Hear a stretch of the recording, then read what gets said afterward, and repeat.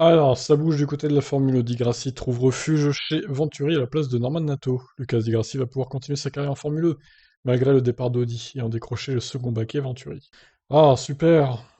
Di Grassi, ce pilote aimé de tous, évidemment.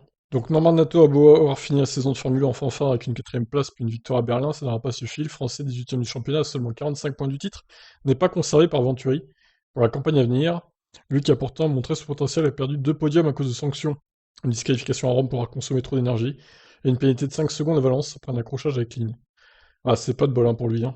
Il faut dire qu'une pointure était sur le marché des transferts à la suite du départ d'Audi, du championnat tout électrique, de la disparition de l'écurie Apt associée, qui n'a pu trouver un accord pour se maintenir dans la discipline. Lucas Di Grassi, champion 2016-2017, recordman du nombre de podiums et de points en Formule 1, va rejoindre Venturi, aux côtés de Dorando Mortara.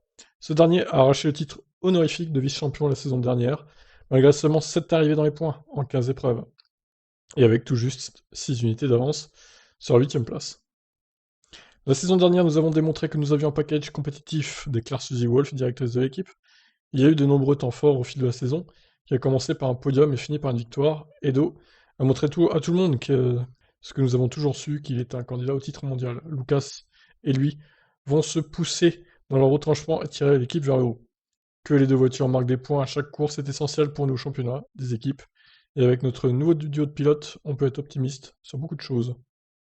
Ce sera un nouveau défi pour Di Grassi, qui est l'un des deux seuls pilotes avec Sam Bird à avoir participé aux 84 courses tenues depuis la création de la Formule 1, et de surcroît avec la même écurie, Audi Apt.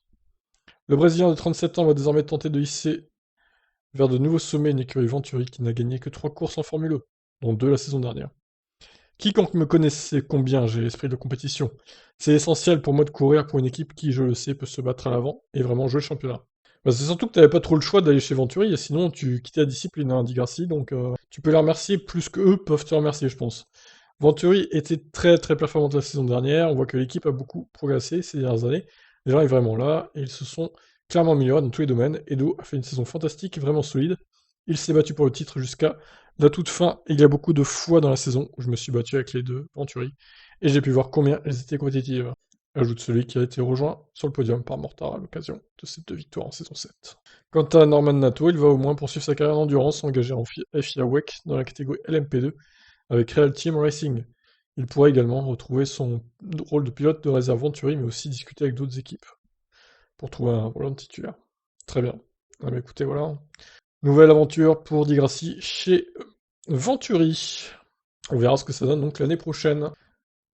Allez, bye bye.